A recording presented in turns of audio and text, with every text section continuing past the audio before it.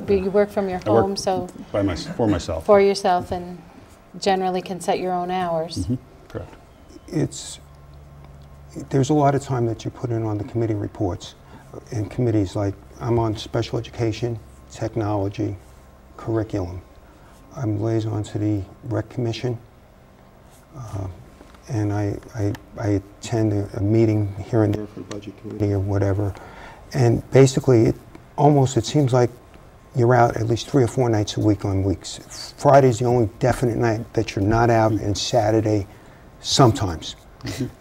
But Monday through Thursday, it's quite possible that you have a meeting.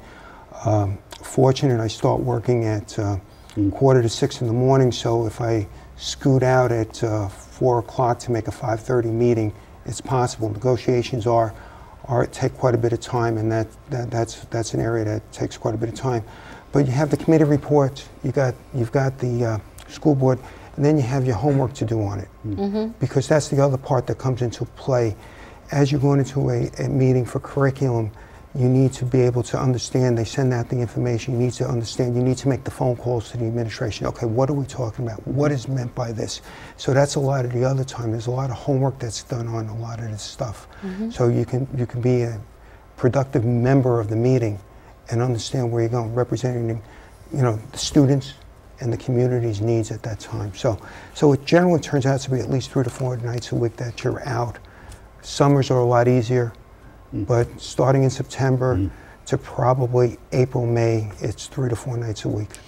So you've chosen, though, 3 really heavy-hitting committee liaisons, right? I have. And is that necessary? I mean, as a new person, do you guys generally, if you guys were not elected, does the new guy get the hardest one or whatever? I know on the town council they usually send the newbie to the planning board because that's a tough one. That is a tough one, serving on that committee for a while.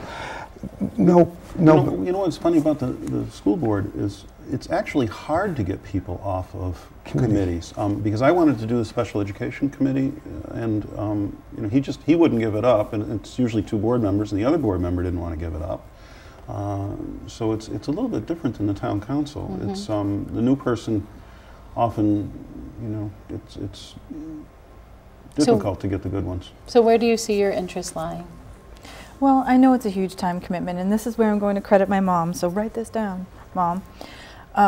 My mother has been having me involved in local events since I was in school. I actually went to Londonderry High School, but my mom took me to all sorts of town hall days, town meetings. The second I turned 18, I got my voter card. So I'm fortunate in that she's really illustrated to me the time commitment and how important it is, because we're the people who are responsible for where we live. And she's really embedded in me how important it is to make sure that where you live and what you do are the finest things that you possibly can. Mm-hmm. So I'm well aware of the time commitment and what it takes. Part of the reason why I actually went into the Army was because of patriotism, because I believed that I needed to after September 11th. Mm-hmm. So I am very well aware. But and to follow up, though, what committees do you have an interest in, knowing that there's the C3 committee and the special education committee and those liaisons? I would actually be very interested in the technology committee, because I think technology is a very fluid thing, and I think it's becoming more and more a part of the lives of students and how they're testing and what they're doing and how they're learning. So I think that would be a big one for me. I want to give you guys an opportunity to say anything or ask any questions of each other that you might have.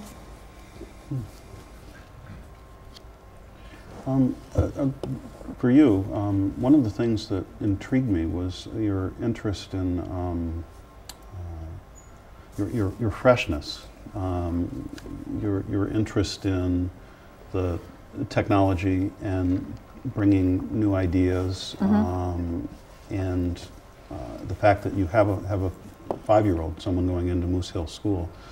It's not like that year we had another budget committee member that didn't know we had kindergarten. So that's a good thing. You sound like you've done a lot of homework and you know a lot about the school and town. And I guess just maybe it might help everyone if you expanded upon that concept, the new ideas, the technology, and that kind of thing. Well, one of the things I think, as I said, was because things are becoming more and more computerized and we're moving more in that wave, and testing is moving in that wave, in addition to which when you go to college, everything is computerized and everything's moving in that wave. I think that would be something that would really help, in addition to which it would reduce paper, which would be eco-friendly. And some of the things that I was thinking about the high school is a lot of times when freshmen are trying to sign up for classes when they're in 8th grade, they've never been to the high school. They've never really experienced what it's like to pick your own classes. And one of the things that I thought of was putting up maybe a blog where students who've had those classes as freshmen, when they're moving into their sophomore year, can post things that they liked, teachers that they liked, different things to know about the school. There are a number of things that I think are possibilities. I think even possibly moving into using wireless more extensively.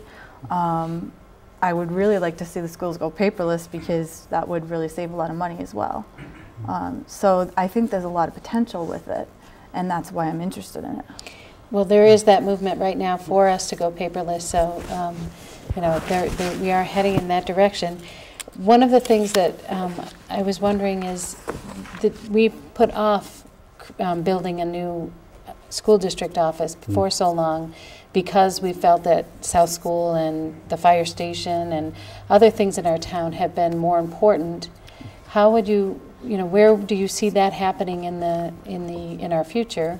And would you put that off to implement something like a technology boost to our high school or to our middle schools? Because certainly, the computers and all of that are very expensive. They can be, but there are ways that you can use different types of money. I know there are ways you can get E-rate money to sponsor computers. There's a number of things that can be done. I'm actually one of the people who worked with E-rate and wireless, and we were able to work out some things where some school districts got some very nice systems for very little money. But because of testing and other things moving so heavily towards computerization, I just think that people really just have to be comfortable with the medium, start learning how to test on computers, in addition to which testing on computers is becoming more favored, because that way you can give different tests and you can spot weak areas and you can do all kinds of work and remediation if somebody's having trouble with a specific area. I don't know that I'd put off a district office in lieu of that, because I think there's a way to do both. I think there's a way that you can have the district office and figure out a way to get the computers in as well. I think it's important because I think it's something in the future. I mean, most people don't even use paper anymore. Now you're on your computer, you're doing your email, you've got your BlackBerry, you're web chatting, all kinds of different things, e-learning. So I just think that's where things are going. And if you can implement it earlier on, then you're giving the kids an advantage when they go to college and when they go to get a job. And that's really what we're looking for, is to give our kids better opportunities than what we have. We want them to be better prepared and able to become president of the United States of America, or able to run a corporation, or able to do microbiology. So I think it's important. Well, I appreciate that.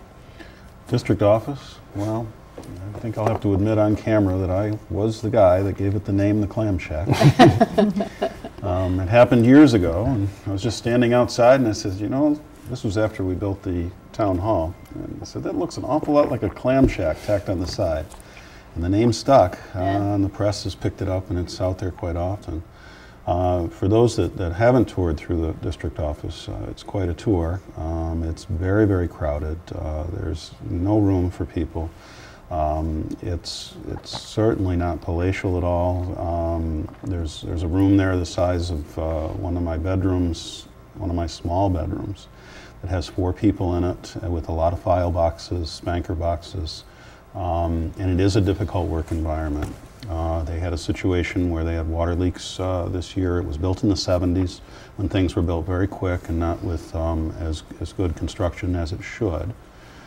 However, I think that we've been very careful to target the student space, to build and replace our portables with brick and mortar.